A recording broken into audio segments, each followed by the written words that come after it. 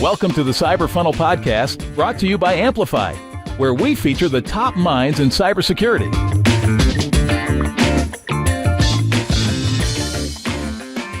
Welcome to the Cyber Funnel Podcast, where we hear from the top minds in cybersecurity. I'm your host, Thorne Compton, and today I am excited to welcome in Renee Haas from RedSeal into the Cyber Funnel. How are you today, Renee? Pretty good. What about yourself? I'm great, except for I'm just sitting here going, wait, did I actually say your last name correctly? Haas. Haas. Renee Haas here from the from RedSeal. Very excited to talk with you today. Before we get started, I have to remind you, as always, that this and all episodes of the Cyber Funnel Podcast are brought to you by Amplifyed, the SEO and GEO agency for cybersecurity companies. Amplifyed serves cybersecurity marketing teams by driving more leads from Google and AI search. We'll handle all the heavy lifting and know the exact levers to pull to get you more SQLs. We've worked with hundreds of clients to improve their search presence, including some great names that you probably are familiar with, Renee, like OffSec, Portnox, Firemon, just to mention a few. We're really great at specifically honing in and working with marketing teams, making their lives easier. Learn more at amplifyed.io. That's AMPLIFYED.io. And visit us today.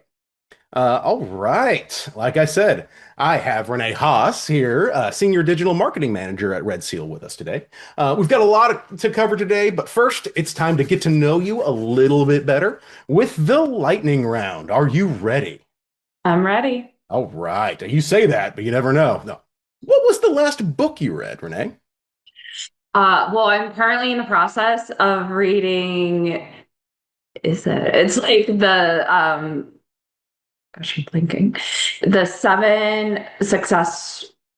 Oh yeah, the 7 by the whatever Stanford successful. University. Yeah, it's fantastic. That's a great book. I just finished a big fantasy novel series. Well, I finished the beginning of a fantasy novel series called the Mistborn Saga. Yeah, because I'm a nerd and that's what I read. But then I really love, I kind of tried to go back and forth. And I just finished another one that's Unreasonable Hospitality. Great book about how to just better serve people, you know? Yeah, sounds great. Now, what did you want to be when you grew up? I would say probably a singer. I could not sing at all. Can't even carry a tune. So that was not a realistic career path for me. Did you have a genre? Probably pop. Pop Britney Spears. The NSYNC era. Every dude wanted to be in Backstreet Boys, and every girl wanted to be Britney Spears. I'm absolutely here for it. Well, hey, that's a great little segue. You're a music girl, then. What was your first concert? NSYNC, actually. Yeah, it was. Would you also call that your favorite concert, or do you have a favorite concert you've ever been to? I think my favorite concert was actually Gabby Barrett. She's also from the Pittsburgh, PA region. I ended up taking my daughter, so I feel like that's what made it very special. It was her first time seeing a concert live, and now she is obsessed with country music and walks around here all day trying to sing, sets up her karaoke mic and really goes to town with it. And not as a Johnny Cash man who doesn't like a lot of the Nashville current sound, I'm very happy that Gabby Barrett's a great introduction for that. That's fantastic. I love that. Last question for you. What's your preferred vacation destination? Are you going to the beach? Are you going to the mountains? Are you having a staycation? What do you like to do? I'm going to the beach, 100%. Any specific, Atlantic, Pacific? I like Atlantic, actually. The water's a little bit warmer. It's less of a travel time, and we can just get there and enjoy it. I got 3 different beach vacations planned already this summer. I love it. I'm a mountain guy personally, though. My main beach I ever was exposed to was Galveston Beach, and anybody who's ever been to Galveston Beach goes, "Well, you should go somewhere else." So I've been there too. Hey, there's great seafood out there. I can tell you that. So yeah. Hey, you survived the lightning round. Fantastic. I feel like we just know you a little bit better now, Renee. So, now into actual cybersecurity stuff. I'd love to know. Talk to me about your journey into cybersecurity. How'd you get started? So I joined Wombat Security Technologies back in 2017 as the marketing communications manager. Hmm. Stayed with them up to the acquisition where we became Proofpoint. And I spent about 7 years at Proofpoint in a global marketing campaigns role before coming to RedSeal, where I now head digital marketing and demand gen. That's awesome. Talk to me about Red Seal. It seems like y'all have a really interesting, unique kind of story as far as cybersecurity goes. We do. RedSeal's been around for about 20 years, a little bit over, and they were really a company that was here before their time. Right now, we really help organizations with increasingly complex and hybrid remote environments. RedSeal is an agentless AI-enabled exposure management platform. So what we're really doing is making sure that we are proactively Yeah. shutting down a breach before it can happen. You're able to see your entire environment, understand the different attack paths, prioritize what is actually at risk. So it's not just the endless fatigue of alerts Yeah. all day, and then making sure that you're in compliance and then enabling a CTEM um, framework. Yeah. Yeah, I love to say if everything's a priority, nothing is, and that's how I feel like that alert kind of situation is. Being able to parse through that feels like it really makes a big difference. It's true whether you're in marketing, SecOps, CISO, you got to just focus on what matters most. Absolutely. That actually leads me into everyone's doing more with less lately. Just feels like that's just kind of the way things overall are going. What are some like challenges that you have kind of seen working on the with a smaller marketing team, specifically in cybersecurity? So right now, our marketing team is only 3 people. We are looking for a fourth to join our team as a product marketing manager. Uh, a little plug if you know I was gonna anyone. say little plug there. I love that. Little plug. So we have to do a lot. We don't have a big budget, and I want to say we're trying to do everything, but Yeah. we're not. We are trying to make sure that we are shifting with the current buyers. Buyers are now wanting to be able to self-discover whatever they're looking for. They don't want to be taken on a journey. They want to be able to find what they need, whether they're quickly searching, whether it's AEO, going to events. They're sitting down today at the computer trying to solve a problem, and you got to be there in order to supply them with that information and make sure that they can find what they're looking for every step of the way. So at RedSeal, we are doing that, whether it's creating awareness, content, the website for housing the journey, event marketing, PR, analyst relations. We're doing all of that, even with just a team of 3. It's so funny because like when people think SEO, the first thing they think is like, oh yeah, because my ranking on Google. It's like, yes, that is a big part of it. But it's really it's a flood the zone situation, especially when you look at like what a Google search looks like right now. You got that AI overview. So all right, cool. Now you have to have the AI stuff. Then you have the actual results, but then you have paid results that are coming up before those. So you have to have some kind of a plan around paid. And then they have the like, what are people talking about? Where it's got the LinkedIn and it's got YouTube and that kind of stuff. So it really is. It feels like you have to be everywhere at once, which is obviously very difficult for a small team. It is. But I think it's also making sure that it's not reasonable to be everywhere at Nope. once, but you can be where it makes the most impact. So I Hmm. believe now the stats, I mean, obviously they're changing every day, but I believe it's like 86% of people are now going to AI in order to find the answers for what they're looking for. It goes back to, again, if you're a marketer, CISO, parent, whatever the case may be, things are coming at you fast. You're busy. You just need to find your answer and begin this, put your short list of if you're looking for vendors, how to solve it, whatever the case may be. So places like Red Seal, where we don't have that team, we don't have the budgets. I'm not going to be able to outspend the Palo Altos, the CrowdStrikes. Yep. It's really just building that content. Well, first listening, to get an understand of what are people searching for, how are they searching for it, and then making sure that we are providing those answers and showing up on the platforms and where they are, whether that's Reddit, LinkedIn, if it's trusted industry articles, maybe it's even a technical partner, and making sure that we're showing up and bringing them back to our website or supplying them with that journey that they're looking for. Absolutely. It feels like using your like current assets, using case studies, using your website, obviously, using analyst reviews is a big part of that. It is. And as much as it changes, I feel like in a way it's just going back to the basics, right? You need that good content that solves their problem.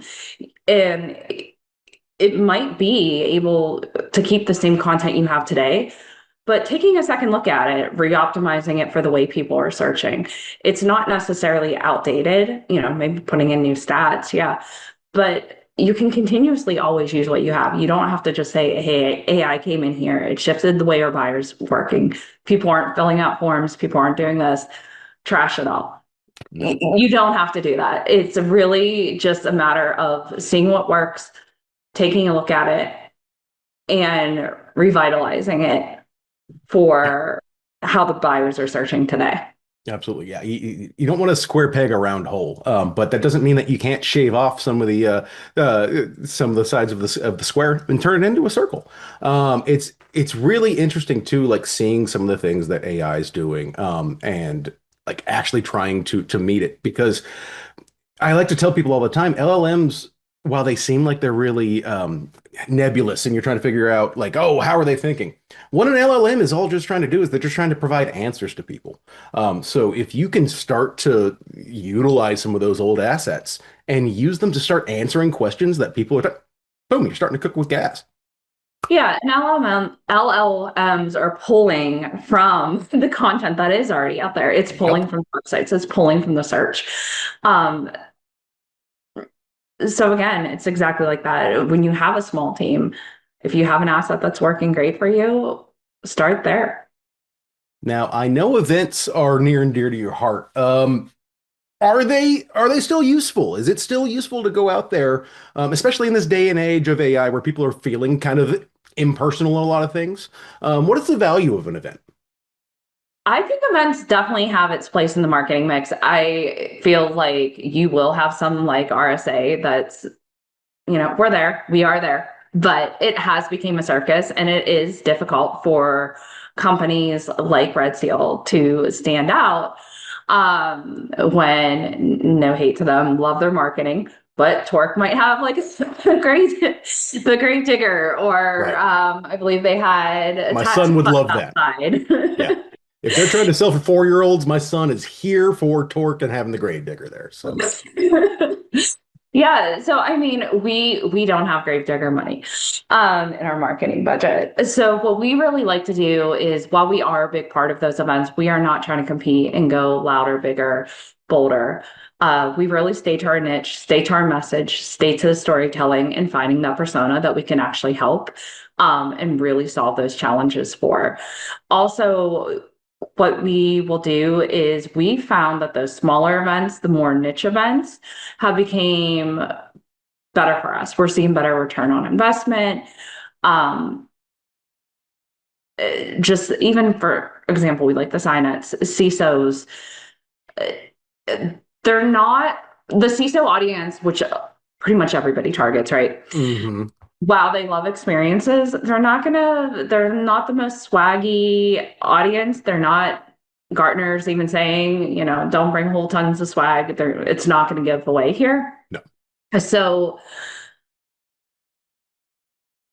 we really just focus on that story, building that trust, building that credibility, and use those events as a place to get in-person meetings. Also connecting with maybe any accounts that we haven't talked to in a while, making sure that they're update on the newest features that can solve their problems. It's just a really good touch point in the buyer's journey. Yeah, the niching down thing is so, you're right. Like you almost have to think of, All right, cool. RSA is the big ocean. Go to the ponds, go to the lakes, go to the places that like you're going to find your people. Like shout out to our friends at the Cyber Marketing Society. Like that, they're going to have you can get some stuff about marketing for cybersecurity at RSA, but you're going to have an entire conference about stuff about that. Going on down in Austin with the Cyber Marketing Society, or like if hybrid identity is a thing for you, HipConf coming up in Nashville in September. It's a great example of like somewhere where you're going to learn about identity access management. You're going to pick up all that other stuff at Black Hat, but like being able to really dive into it feels like that's where you're going to get the value. Yeah, I agree completely. Love it. Okay, I'm going to throw out a phrase for you, Renee. I'm going to see your response. Generalists are dead. Totally disagree. Especially in the smaller organizations, right? Everybody is wearing tons of hats. And honestly, it's where we're seeing the markets. Unfortunately, we are seeing the layoffs. People want to do more with less, and being able to touch all the different aspects of marketing and bringing them into one cohesive story that goes to market. What a better position than a generalist to be able to do that? Exactly. And it doesn't mean that you don't have expertise. It means there's nothing wrong with being a jack of all trades. And there's going to be things that you know a little bit more of everything. But like if you don't have a little bit of, finger in every single pie, you're probably missing out on things. I think so. And like we said, you might not have the answer really depth in every other thing, but guess what? There's Google and AI. It's going to help you get there. Absolutely. As long as you can understand it and how everything comes together in a complete ecosystem, you can quickly get up to speed while you're in the job, doing it hands in and delivering great results. I've got this great friend, Claude. He seems to know everything I need him to know. So, Yep. all right. Hey, let's talk a little bit about, RedSeal. Let's talk specifically about exposure. What are maybe some things that businesses don't realize about their exposure? I feel like that's a great question. What people don't realize about their exposure. I feel like they know that they have their exposure, right? As there's shadow IT, different systems coming in, mergers, acquisitions. It's this big platform or landscape, right? Of Hmm. all these systems. Are they misconfigured? Are they talking to each other? That visibility is extremely difficult to get from a lot of companies. Absolutely. So, and even some exposure management companies, but you need to be able to know what's in your environment in order to protect it. That's as simple as it is. If you don't know you have a door unlocked there, somebody can come in. So when you're at RedSeal, you have that complete visibility of your network. And then we put kind of, if you think about like overarching layers, you have that analysis where you can see, can they come in here? If they do come in this door, what can they reach?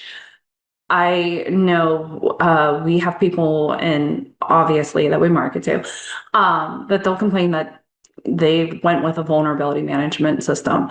They got over 30,000 alerts of vulnerabilities. That's What do you great, do with but how that? are you going to shut it down? Yeah, And while you're working to do that, crazy. somebody's still trying to get in the other doors. So you need to understand where you can limit that attack path, contain that breach as much as possible. And that's where RedSeal will take the business context and give you a list of like, here is what you need to prioritize. We do that with our risk radius. And then again, we're always in compliance by continuously updating that model, making sure that we're fitting like NIST, HIPAA, whatever the Hmm. case may be. Um, I think a lot of times people don't realize that there are those full solutions out there. I feel like a lot of people are still chasing the CVEs, or they feel that, they're worried about mythos. They're Yeah. worried about all these different attacks or openings that AI is providing. But in the end of the day, if you can really reduce your exposure and manage your landscape, it's okay. We You got you You hit one of my antenna went up because I had a question about this. Where does compliance like really come into play in that? On like NIST, Well, HIPAA. Yeah. but with HIPAA, Yeah. so you can't lose No. Yeah. the records, right? Or, I mean, that is very sensitive information. I feel Hmm. like for me personally, I've read articles in the past where, like a cancer treatment was stopped because of a data breach and all access records. I mean, that could essentially be life and death Yeah. in some very severe cases. So making sure that a company is safe and secure at the end of the day, I mean, that can be everything to your end user or Yeah. essentially the who your end user is protecting. And I feel like that really just gives meaning into what we're doing here at Red Seal. Yeah, that's a great call out because like I feel like a lot of the time this is viewed from a financial situation. And for FinSec Yes. it is. And for yeah, but yeah, that's a great point. Like if a breach happens for a healthcare system and there's an issue and something gets paused for that, that could literally be life and death for somebody. So that's a Mhm. fantastic way to think about it. The importance of what you guys do. Yeah. Yeah. Um, all right, I got like two more questions for you. I'm trying to decide what. All right, how important is serving the hybrid environments? Extremely important. I I know everybody likes to talk about cloud, and cloud is extremely important. Um, but most of our environments, technically, they are still hybrid. Everything's Whether yeah, if we are talking about the hospital systems, right? Those yeah, are your hospitals. They're the machines in the hospitals that are set up, the computers. While everything might be served on the cloud, there are physical devices still plugged in. And I think they each bring together their own or bring forward their own sense of complexity, but it's even more complex when you bring them all together. Um, absolutely. just see the misconfigurations, things that can happen over the years. I don't want to call it legacy, but just like as marketers, as you have a database, if it's not kept up to date and not clean, you feel the impact of that in Salesforce, and our audience is feeling that in the environments they're protecting. It's funny because like I think it's because we sit there and go, it's 2026. We have to pretend like it's the future. And so it's the cloud, which means all of this data is just it's out in the ether. It's literally it's with the water vapors right now. It's not. It's in a It's, data center. Like it's like even cloud is itself a little bit of a hybrid environment. So yeah, absolutely. That it makes if you want to just think about your cloud environment, that's great. And then when something happens on your physical environment, well, then, hey, we have somebody you can give a call. So, yes. okay, my last question for you is, you know what? First, before I get into my last question, I want to point people to your business, www.redseal or www.redseal.net. Um, Yes. if you go to .com, I think it's some industrial thing. Make sure .net on that, redseal.net, everybody. And the last question I have is what do you think is the biggest mistake businesses make when they're trying to do exposure management on their own? I don't even honestly see how company could, are you talking about building an internal system? Yeah, building an internal system and like honestly, probably it seems like the proactivity is probably the problem with that is when you try to do it on your own or like, internal systems on your own, you're going to be trying to plug up all the old holes that you have without seeing what new holes are going to be coming in.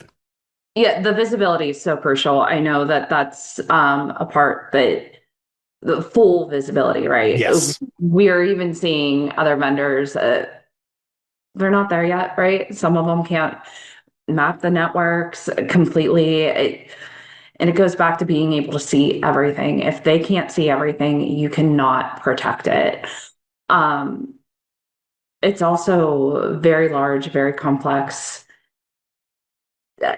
I just have a hard time imagining being able to build a homegrown solution for that. And it's time consuming, right? We have an entire company here doing that, building it for years, constantly reiterating. You still got to be protecting your organization while you're building, and it seems like a really hard thing to do. Yep. I completely, as to almost the theme of the thing. We're doing more with less. We're balling on a budget. When you're doing that, you kind of have to rely on people and relying on experts like y'all for your exposure management, for getting that visibility, for being able to see things, relying on experts like us for helping improve your rankings and that kind of stuff. This is why we use RedSeal. This is why we use people like Amplifyed to make your life a lot easier. Renee, this was wonderful. I appreciate you coming on the pod. Oh, thank you for having me. I enjoyed being here. Absolutely. All right, everybody. We'll catch you next time. Thank you for listening to the Cyber Funnel Podcast. Tune in next time for more tips and insights, and be sure to click subscribe for future episode updates.